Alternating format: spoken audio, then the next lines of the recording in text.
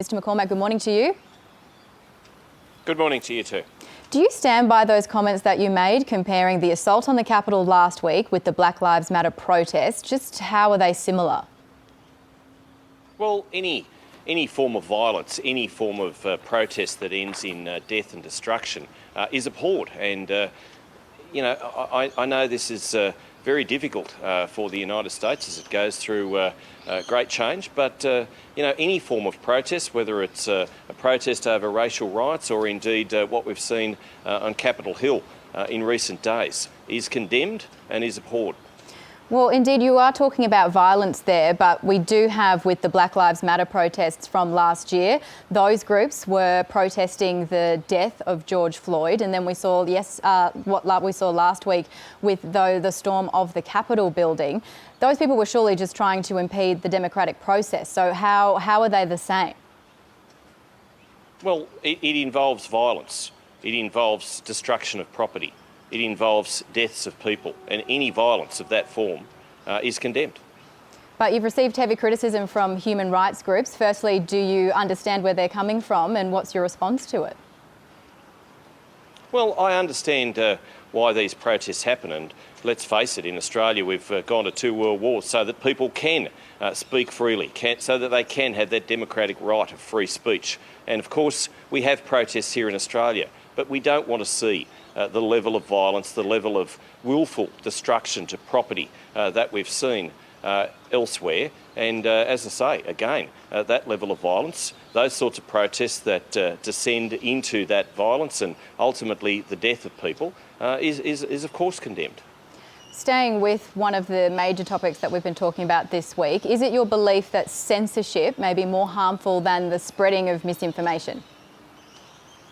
Well, I'm not in favour of censorship. I never have been. I'm a former newspaper editor, and of course journalists know that they have the right to free speech. There's 102,000 names on the War Memorial in Canberra, edged into that bronze who fought so that we could have a democratic country, so that we could speak freely, and it's every freeborn person's right to be able to uphold that freedom of speech, and I do stick by that.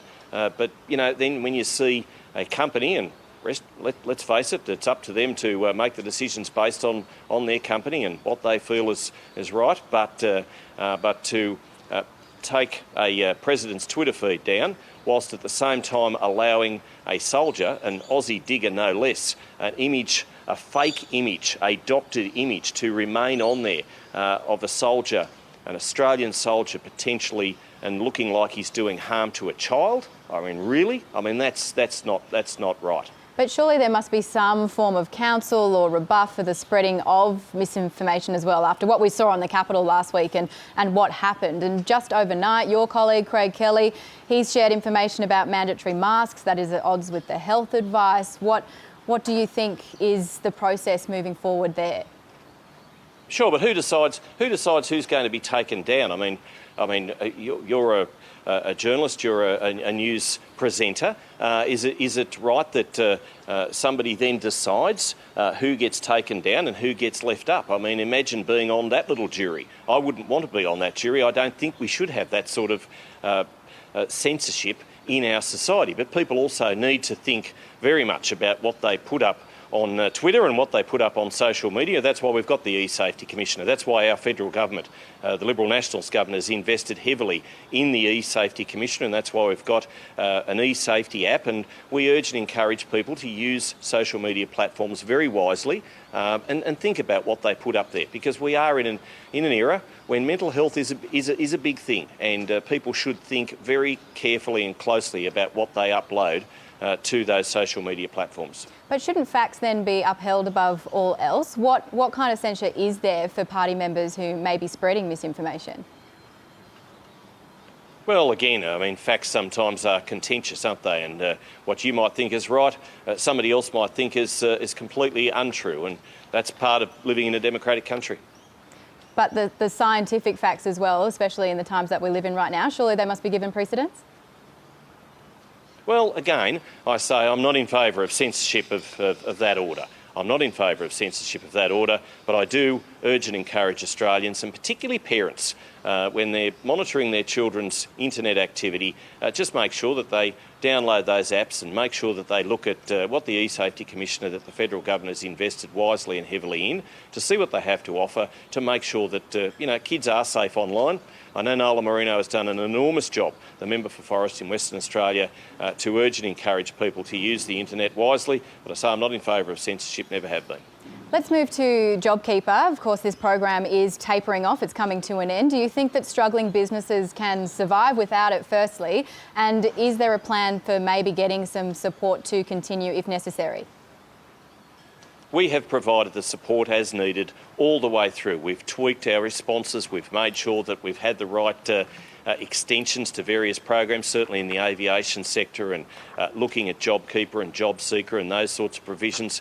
We've met on an almost daily basis as a Cabinet, as an expenditure review committee, but the borrowings can't keep happening. The debt level can't keep rising. We need to taper these off, and business people tell me they don't want to be on this sort of assistance. They want to be able to stand on their own 2 feet. They want business to be coming through their doors, and they want the turnover to be happening such that they get back to where they were, some sort of normal cases in pre-COVID business activity. And I know this is so important, and I know that Peter Strong from COSBOA and others, ACCI and various business groups, they also want to see business back to where it was at some level pre-COVID. It's going to be difficult, there's no question. 2021 is also going to present many challenges. I've owned a small business, I've operated one, I know how hard it is. And excuse me for interrupting you there, Acting PM, but I did want to just talk about businesses and how they can continue, because it's of course related to borders and whether or not they do stay open. How do you view the current state of border closures right around the country?